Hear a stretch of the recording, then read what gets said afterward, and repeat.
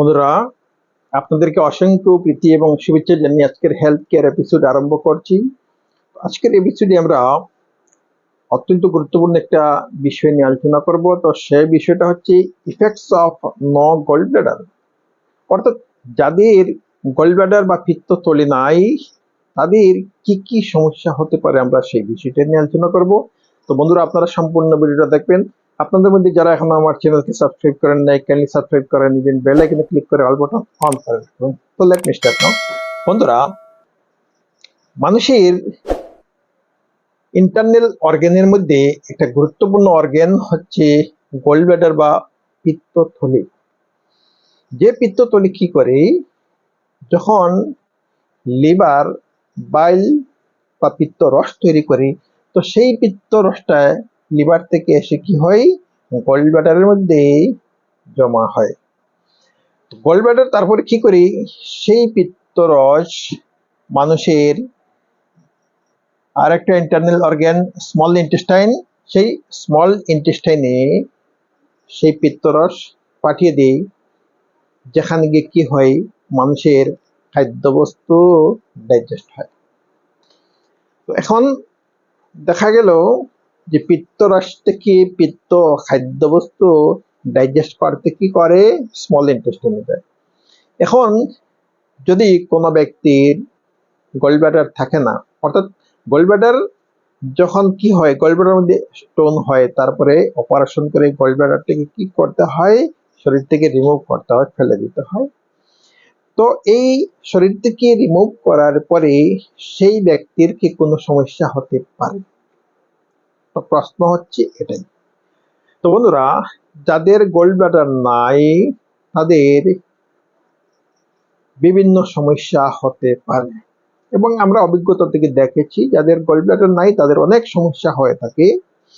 তো এই সমস্যাগুলোর মধ্যে উল্লেখযোগ্য যে সমস্যা, তার মধ্যে প্রথম হচ্ছে সেই সমস্ত ব্যক্তির কি হয়, তো ডাইজেস্টিভ প্রবলেম হয়, অর্থাৎ খাদ্যবস্তু ডাইজেস্ট হতেই তো সমস্যা হয়।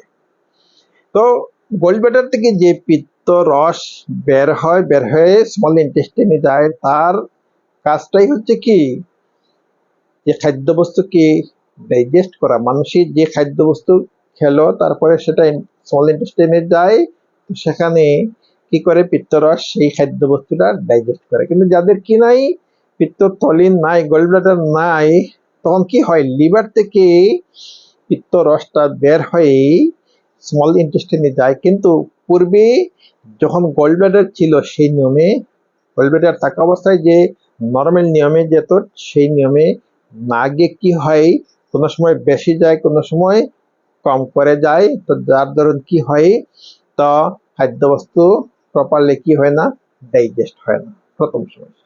দ্বিতীয় সমস্যা হচ্ছে সেই ধরনের ব্যক্তির কি হয়, কনস্টিপেশনের সমস্যা হয়ে থাকে। এর অর্থ হচ্ছে, তো খাদ্যবস্তু প্রপারলি ডাইজেস্ট হয় না, পিত্তরস, মানুষ যখন কি করে, ফ্যাট সমৃদ্ধ খাদ্য খায়, তারপরে আরো বিভিন্ন ধরনের খাদ্য খায়, তো পিত্তরস সেই ফ্যাটকে কি করে, ব্রেকডাউন করে। কিন্তু যখন কি নাই, পিত্তথলি নাই, পিত্তরস ঠিক মতো কি করতে পারে না, খাদ্যবস্তুকে বা ফ্যাটকে ব্রেকডাউন করতে পারে না, যার ধরুন কি হয়, তো ইনডাইজেশনের সমস্যা থেকে কি হয়, কনস্টিপেশনের সমস্যার সৃষ্টি। অর্থাৎ সেই সকল ব্যক্তির শরীর থেকে স্টুল ঠিকমতো বাহির হয় না, অর্থাৎ স্টুল কি হয়ে যায়, তো নাড়িভুড়িতে থাকা স্টুল কি হয়ে যায়, হার্ড হয়ে যায়। তো তাদের স্টুল কি হয় না, সফট হয় না। তো দ্বিতীয় সমস্যা হচ্ছে কনস্টিপেশনের সমস্যা।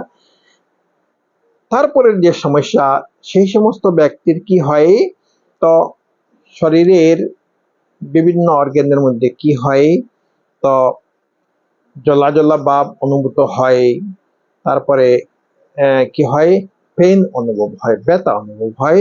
তো শরীরের ইন্টারনাল বিভিন্ন অর্গানের মধ্যে কি হয়, জ্বলা জ্বলা ভাব অনুভূত হয়, তারপরে শরীরের বিভিন্ন অর্গানের মধ্যে ব্যথা, আনইজি ভাব, সবসময় কি আনইজি একটা ভাব অনুভূত হয়। খেতেও ইচ্ছা করে না, কোনো কাজকর্ম করতে ইচ্ছা করে না, কোনো দিকে যেতে করতেও ভালো লাগে না। তো এই একটা সমস্যা, তাদের শরীরের মধ্যে সবসময় একটা ব্যথা অনুভূত হয়, আনইজি ভাব অনুভূত হয়। নেক্সট যে সমস্যা সেটা হচ্ছে কি, তাদের তো শরীরের মধ্যে কি হয়, ব্লাডের মধ্যে কোলেস্টেরল বৃদ্ধি পাওয়ার সম্ভাবনা থাকে। তো আমরা জানি মানুষের যখন ডাইজেস্টিভ সিস্টেম ভালো থাকে, মানুষের কনস্টিপেশন সমস্যা নাই, তো খাদ্যবস্তু ঠিক মতো ডাইজেস্ট হয়, তখন সেই ধরনের ব্যক্তির কি হয় না, ব্লাডের মধ্যে কোলেস্টেরল বৃদ্ধি পায় না, গ্লুকোজ বৃদ্ধি পায় না। কিন্তু যাদের কি নাই, পিত্তথলি নাই, তাদের ব্লাডের মধ্যে কোলেস্টেরল বাড়ার সম্ভাবনা থাকে। নেক্সট যে সমস্যা সেটা হচ্ছে, সেই ধরনের ব্যক্তির কি হয়, হার্টের সমস্যার সৃষ্টি হয়।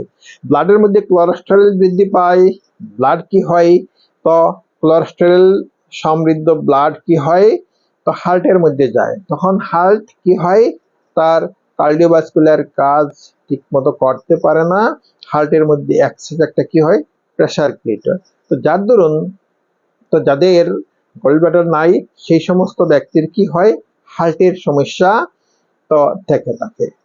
তারপরে যে সমস্যা, এই ধরনের ব্যক্তির ডায়রিয়া হওয়ার সমস্যা থাকে। তো শরীরের মধ্যে যে জলের স্বল্পতা দেখা দিতে পারে, তো ডায়রিয়া হতে পারে।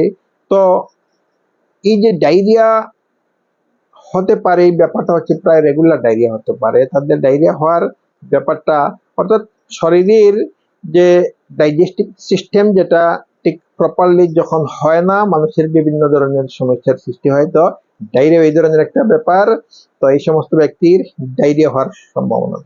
তারপরে কি হয়, তো যাদের গলব্লাডার নাই তাদের ঘন ঘন ফিভার হয়ে থাকে।